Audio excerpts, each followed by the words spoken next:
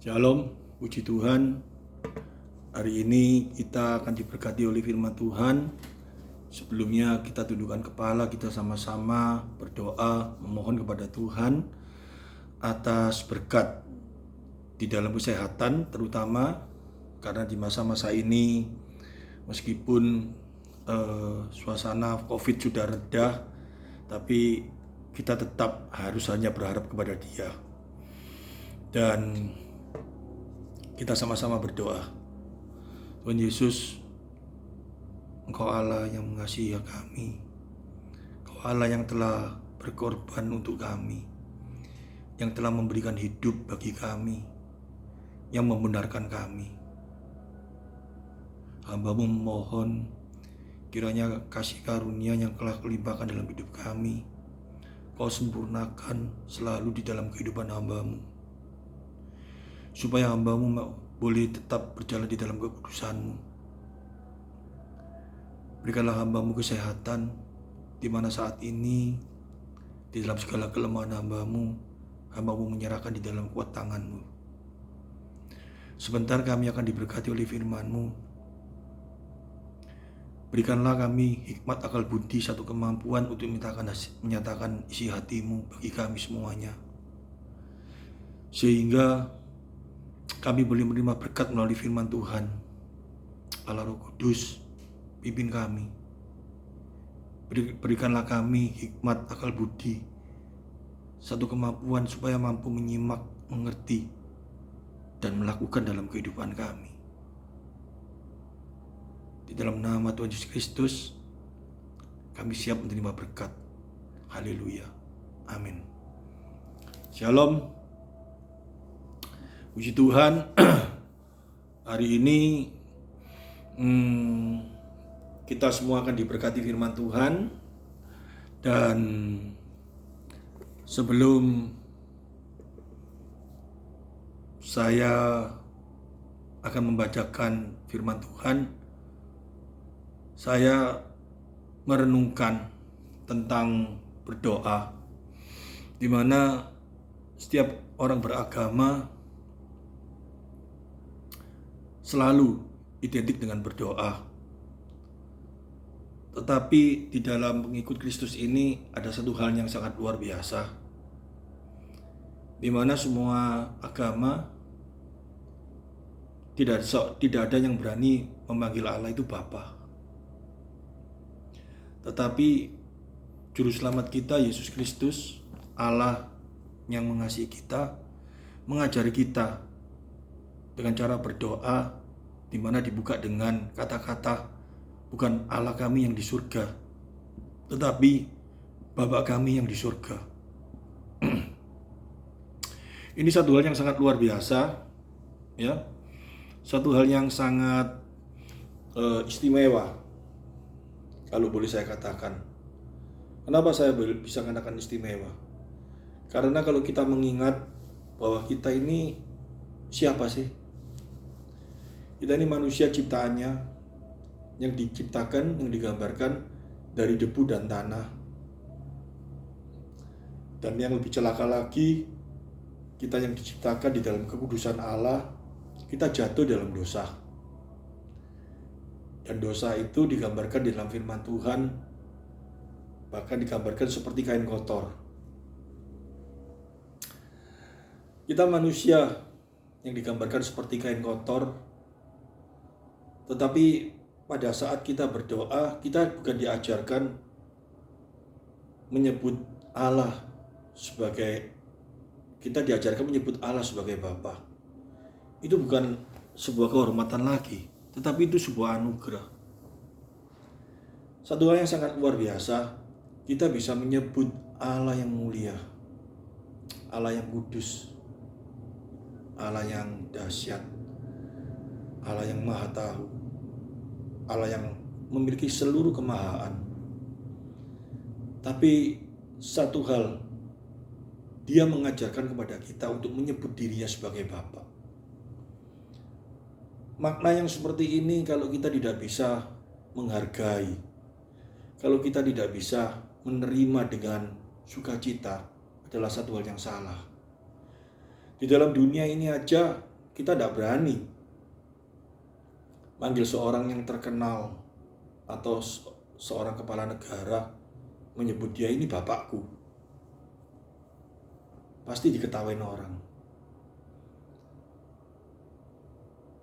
Tetapi kita sebagai umatnya, bahkan dia sendiri mengajar kepada kita untuk menyebut dia sebagai Allah, menjadi sebuah sebutan sebagai Bapa. Satu keakraban yang sangat luar biasa, satu kedekatan yang sangat luar biasa. Tapi harusnya disertai dengan satu tanggung jawab. Ya, kalau kita diberi kesempatan, diberi satu anugerah untuk memanggil dia sebagai Bapak, saya pernah mengkhotbahkan, apakah kita yang mengaku sebagai anak, kalau kita memanggil dia Bapak, otomatis kita ini sebagai anak. Apakah kita sudah melakukan satu kewajiban sebagai anak? Bahkan mungkin di benak kita, di pikiran kita, pada saat kita memanggil dia sebagai Bapak, kita tidak mengerti Bapak yang bagaimana Allah itu. Jangan-jangan kita samakan dengan Bapak kita yang di dunia ini, yang penuh dengan keterbatasan, yang penuh dengan keberdosaan, bahkan secara kejiwaan di masa kecil. Banyak sekali orang tua, apalagi orang tua lelaki, melakukan kesalahan-kesalahan di hadapan anaknya. Mungkin tanpa sadar dia mengata-ngatain yang tidak benar. Tanpa sadar melakukan hal-hal yang tidak elok di hadapan anaknya. Perselingkuhan ataupun hal-hal yang tidak wajar. Yang tidak wajar itu harusnya kewajaran seorang ayah jika pulang kerja itu maksimum, bahkan di pemerintahan pun digambarkan 8 jam dalam satu hari kita bekerja. Tapi ada seorang ayah yang berangkat pagi, pulang anaknya sudah tidur, baru pulang. Di luar kewajaran, dengan alasan mencari nafkah. Bahkan anaknya dititipkan kepada pembantu atau orang yang dipercaya. Bahkan untuk menghindari kesibukannya, untuk bisa bertanggung jawab sebagai ibu ataupun sebagai ayah, anaknya diberi beban tugas bermacam-macam. Sekolah, ditambah les dengan alasan untuk kemajuan anaknya. Padahal les memang perlu, tetapi kita harus memikirkan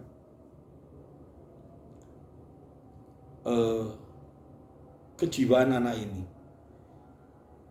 Pada saat anak ini diberi tugas untuk diikutkan les matematika, les kumon, les bahasa Inggris, bahasa Mandarin.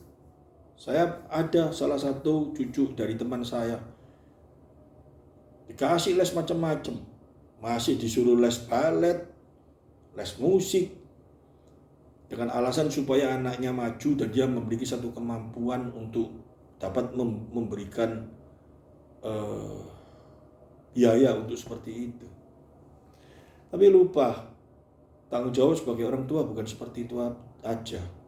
Karena anaknya diberi beban seperti itu. Setelah menguasai dikasih beban lagi, kasih beban lagi. Yang pasti dalam hati anak itu nanti terjadi satu hal, di mana dia merasa bahwa orang tuanya ini pemberi beban, bukan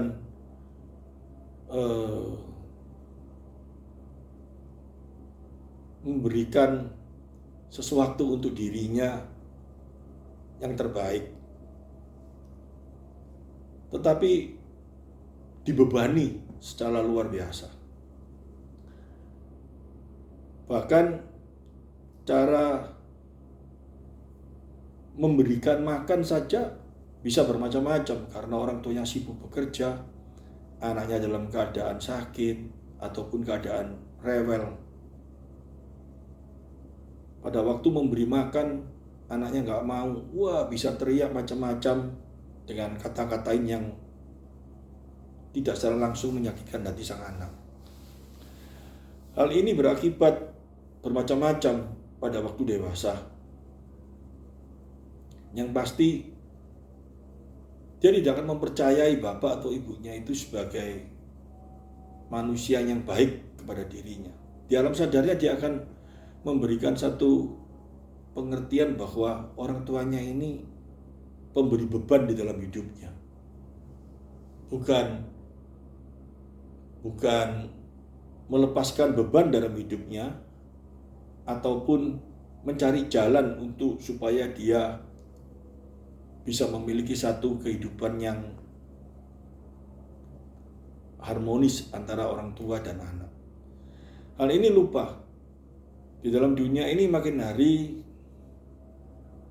makin terjadi satu penekanan yang macam-macam tanpa disadari dengan alasan mengasihi, dengan alasan kasih kepada anaknya, sehingga dia ingin anaknya itu memiliki satu kepintaran yang sangat luar biasa, supaya dihormati, supaya bermacam-macam.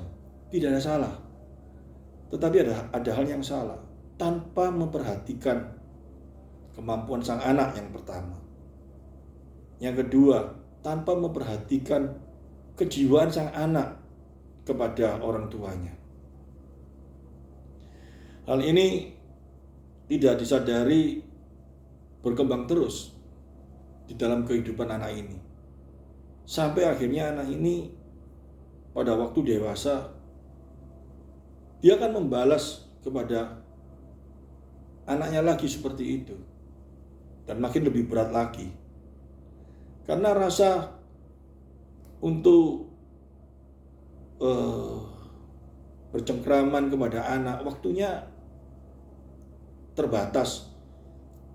Karena tekanan ekonomi, tuntutan dunia, di mana orang tuanya jam sibuknya sedemikian padatnya. Kalau dia tidak bekerja, rasanya dia tidak akan memperoleh makanan. Dan ini diterapkan kepada anaknya, harus bekerja secara luar biasa, kalau enggak bisa makan. Padahal anaknya dengan jelas tahu makanan di rumah tidak ada, tetapi orang tuanya bekerja ingin menumpuk hartanya sedemikian rupa. Di dalam doa Bapa kami, di tengah-tengahnya ada kata-kata, berikanlah makanan kepada kami secukupnya. Kata secukupnya itu memiliki satu pengertian yang sangat banyak. Kalau saat ini saya ingin menggarisbawahi rasa percaya kita kepada Bapa, rasa percaya kita kepada Allah yang kita sebut Bapa itu, yang kita percaya pasti Dia memelihara, pasti Dia menjagai segala kebutuhan kita. Tapi dengan alasan yang macam-macam, kita bekerja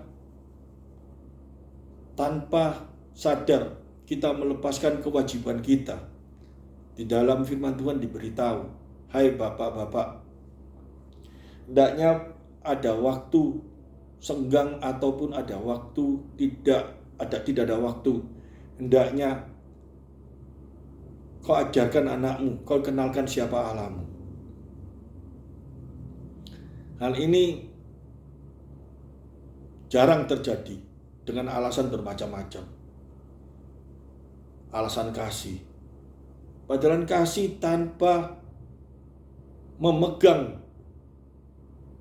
di dalam kebenaran firman Tuhan. Jika kita berkata kasih tetapi tanpa betul-betul mengerti arti kasih sesungguhnya, itu dikatakan di dalam 1 Korintus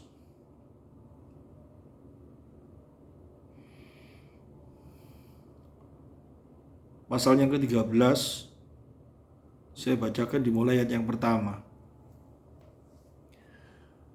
Sekalipun aku dapat berkata-kata dengan semua bahasa manusia dan bahasa malaikat, tetapi jika aku tidak mempunyai kasih, aku sama dengan gong yang berkumandang dan canang yang bergemerincing. Suaranya keras, tapi sebentar hilang. Tidak ada artinya, kasih yang tidak kekal itu.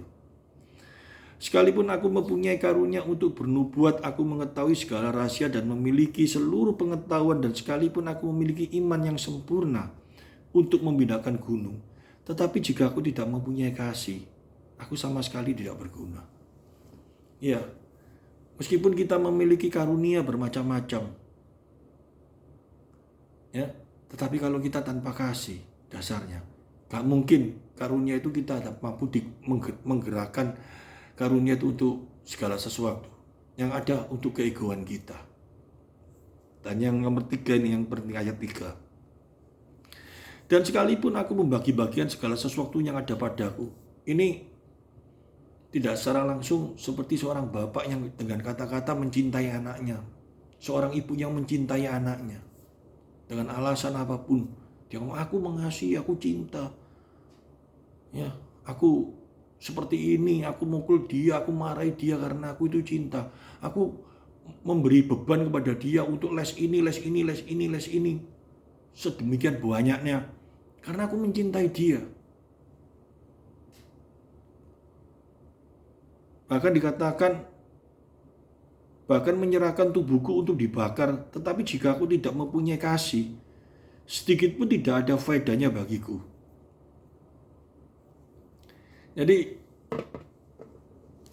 ayat 3 ini, dan sekalipun aku membagi-bagikan segala sesuatu yang ada padaku, itu orang yang begitu mencintai, ya, membagikan, bahkan membakar dirinya, itu pasti dia mengasihi, alasannya seperti itu. Tetapi kalau semuanya itu tidak berpandangan untuk kemuliaan Tuhan, tidak ada faedahnya, tidak ada gunanya. Tidak mungkin bisa membahagiakan anak kita. Tidak mungkin bisa membahagiakan diri kita.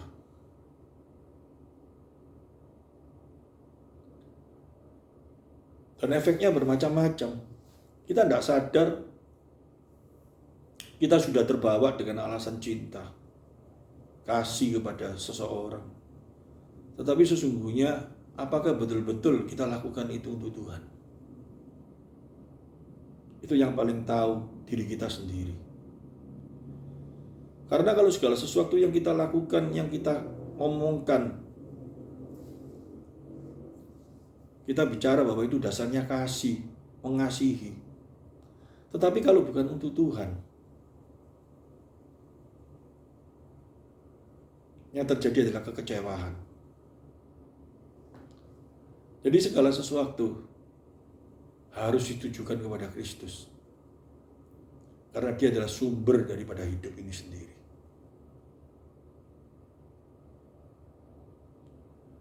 Hendaknya ini ada dalam kehidupan anak-anak Tuhan. Hendaknya ini ada dalam kehidupan setiap anak Tuhan. Sehingga pada waktu Tuhan Yesus mengajarkan doa Bapa kami, kita benar-benar bisa mengerti dengan baik siapakah Allah itu sesungguhnya dalam kehidupan kita. Apalagi dia pada waktu mengajarkan di dalam Injil Lukas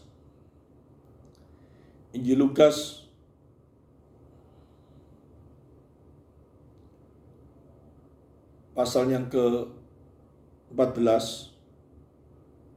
ayat yang ke-25.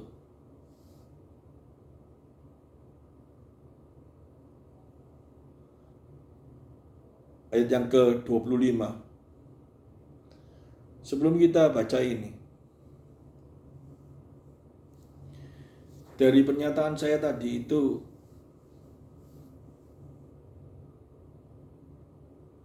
pada saat kita memanggil Bapa, pada saat kita berdoa, kita memanggil dia Bapa. Kalau konsep pikiran kita kepada Allah, kita samakan Allah Bapa itu seperti Bapa kita yang ada di dunia ini. Karena pada waktu tidak secara langsung kita memanggil Bapakku yang di surga, otomatis pemikiran kita seolah-olah Bapa yang di surga ini kita samakan dengan Bapa yang ada di dunia ini. maka banyak sekali timbul kecurigaan dalam diri kita. Karena yang selama ini dalam kehidupan kita, pada waktu kita masih kecil, kita sering dikatakan bahwa orang tua itu mengasihi anaknya, sehingga memberikan beban-beban seperti itu dasarnya kasih. Tapi kalau sang anak memikirkan, kalau kasih kenapa aku dikasih beban sedemikian besarnya? Dan kalau hal ini ada di dalam kehidupan kita, psikologi anak ini, maka pada waktu dia dewasa, pada waktu dia mulai mengenal Tuhan, dalam tanda tanya, mengenal Tuhannya sampai disamakan dengan Bapaknya yang di dunia ini, maka akan terjadi satu kecurigaan kepada Allah. Dan tidak secara langsung hal ini banyak sekali terjadi dalam kehidupan anak-anak Tuhan. Di saat menerima beban persoalan dalam hidup ini, di saat menerima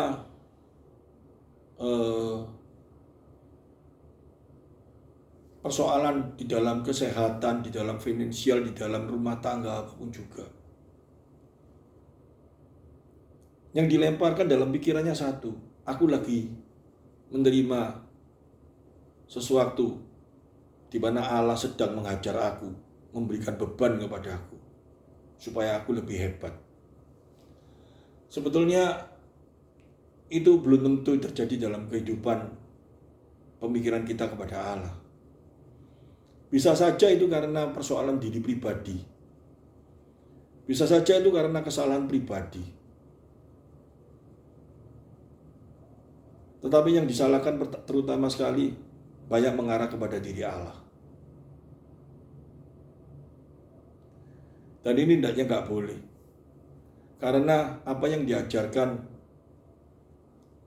di dalam firman Tuhan, ada firman Tuhan yang berkata, kalau bapakmu yang di dunia yang jahat, jika anaknya meminta roti, gak mungkin dikasih batu. Apalagi bapakmu yang di surga. Itu memberikan satu gambaran di mana Bapa yang di surga kepada kita itu bukan memikirkan seperti apa yang ada di dunia ini. Sehingga kita harus sadar di dalam kehidupan kita. Dan kita harus sadar pada saat ini jika kita menghajar anak kita, menghajar cucu kita, hendaknya kita memiliki satu pedoman, pegangan. Apakah yang kita lakukan ini untuk kemuliaan Tuhan? Atau alasan-alasan yang lain? Jika alasan-alasan ini tidak mengarah untuk memuliakan Tuhan, mulai pandangan kita, cara kita kepada anak kita dirubah. Supaya anak kita ini atau cucu kita ini memiliki satu pandangan yang benar. Diwajar mulai dari kecil. Kalau bapaknya, kalau ibunya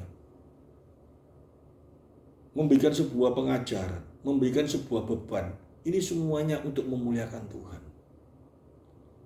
Bukan alasan yang lain. Karena dikatakan di dalam Lukas pasal 14 ayat 25. Pada suatu kali banyak orang berduyun-duyun mengikuti Yesus dalam perjalanannya. Sambil berpaling, ia berkata kepada mereka, mengikuti Yesus berduyun-duyun. Ini sama seperti di Yohanes pasal 6. Dan di Yohanes pasal 6 jelas sekali. Tuhan Yesus berkata, kamu mengikuti aku bukan karena tahu siapa dia, sehingga dia mengikuti diikuti. Tetapi karena mereka dikenyangkan. Banyak sekali alasan-alasan yang membawa kita seolah-olah mengikut Kristus. Tetapi kita tidak tahu, kita tidak ngerti. Tujuan terutama mengikut Kristus itu bukan karena hal-hal yang sifatnya duniawi saja. Tetapi kita mengikut Kristus karena dia adalah sumber kehidupan. Dia berkata, akulah air hidup. Dia sumber kebahagiaan. Di luar dia tidak ada satu kebahagiaan pun di dalam dunia ini. Tanpa dia kita tidak bisa hidup di dalam kehidupan ini.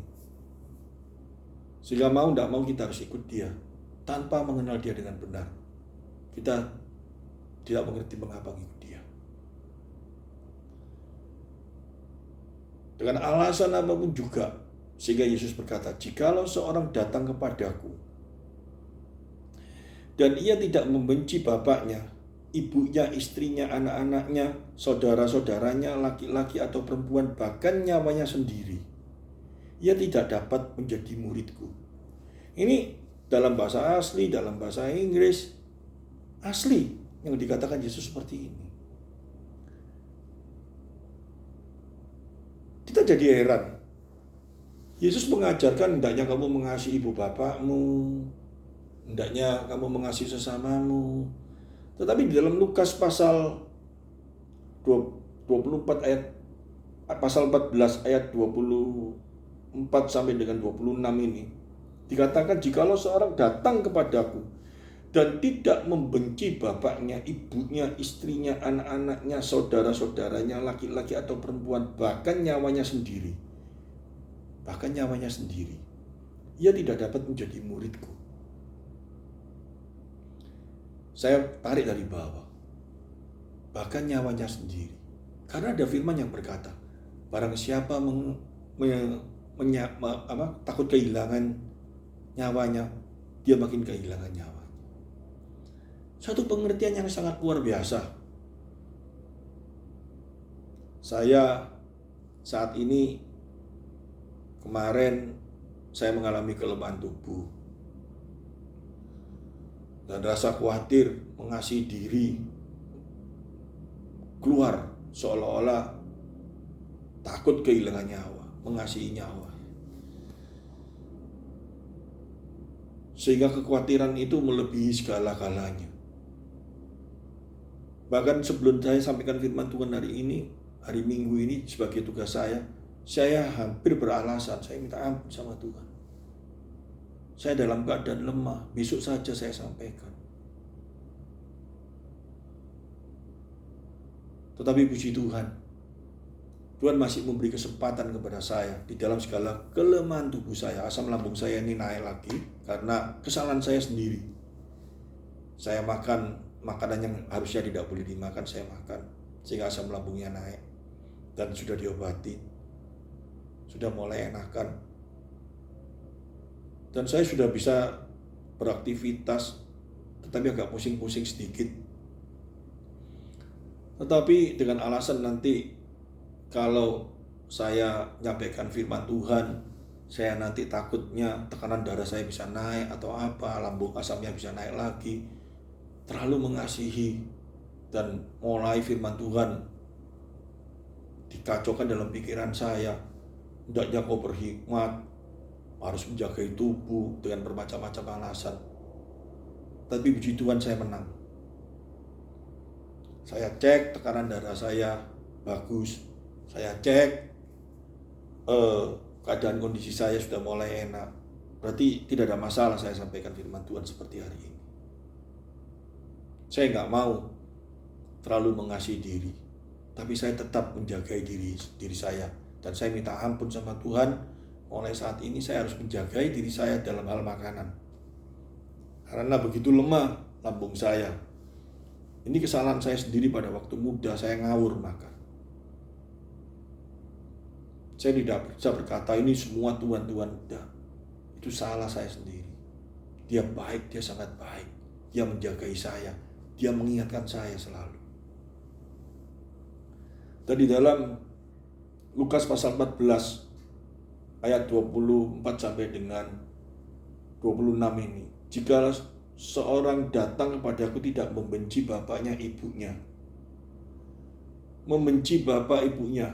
Kalau kita beralasan mengasihi bapak kita, mengasihi ibu kita, mengasihi saudara kita, mengasihi istri kita, mengasihi anak kita dengan segala hal, tetapi kasih itu bukan tertuju kepada Kristus, sia-sia seperti dalam 1 Korintus pasal 13 tadi itu. Segala-galanya jika kita beralasan karena kasih, karena mencintai, tetapi kasihnya tidak mengarah kepada Kristus, Bahkan sampai dikatakan tuh, bahkan karena cintanya mengasihi seseorang, bahkan rela dirinya dibakar. Tetapi kalau tidak mengarah kepada Kristus, sia-sia. Karena tidak akan bisa menyelamatkan bapak kita, ibu kita, istri kita, anak kita, siapapun juga. Kasih yang ada Kristus dalam diri kita itu, yang kita kenalkan, yang kita ajarkan, yang kita lakukan, supaya melalui kasih kita yang telah diberikan Kristus dalam hidup kita,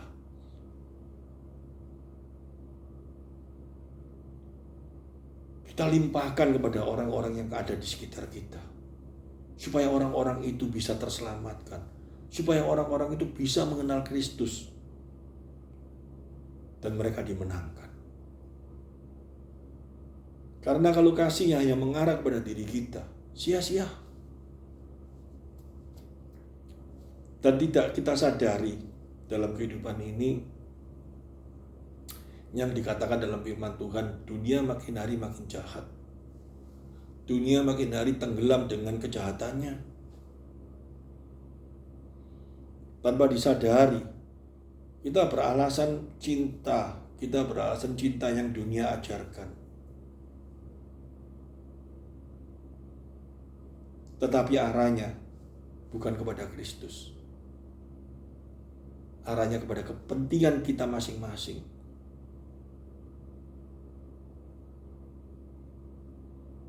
Sehingga Kristus diminggirkan di dalam kehidupan kita.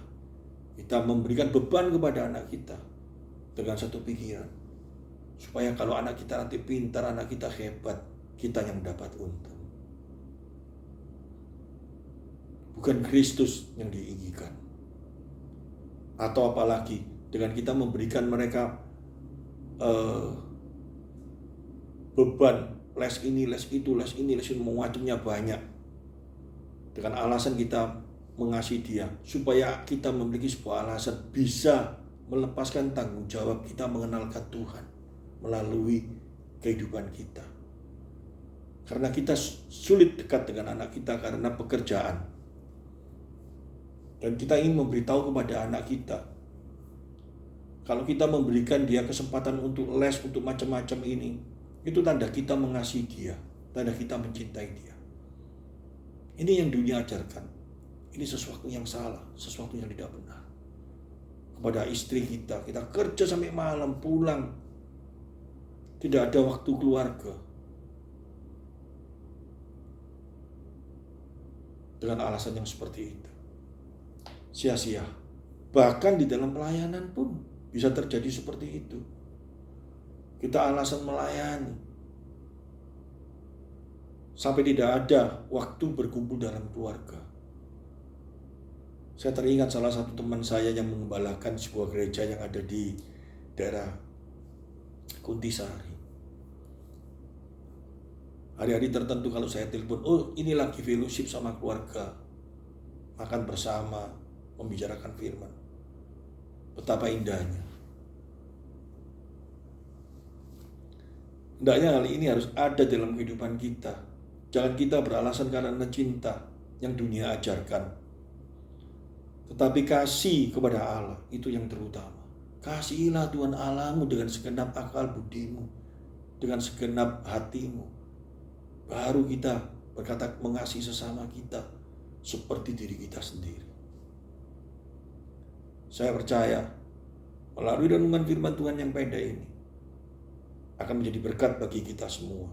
Sehingga pada saat kita bertanggung jawab sebagai orang tua, pada waktu kita mengajar anak kita, memberi didikan kepada anak kita, kita memiliki satu tujuan, bagaimana Tuhan dimuliakan. Sehingga yang keluar bukan emosi untuk kepentingan diri sendiri, kerewelan anak, kelemahan seorang anak, ketidakmampuan seorang anak, bukan menjadi beban yang membuat kita putus asa, bukan menjadi beban sehingga kita menjadi kecewa sama Tuhan. Tetapi kita akan mengenalkan bagaimana kasih Allah kepada anak ini, sehingga anak ini akan bertumbuh dengan Kristus. Saya yakin dan saya percaya sehebat-hebatnya manusia, sepinter-pinternya manusia, tanpa Kristus sia-sia.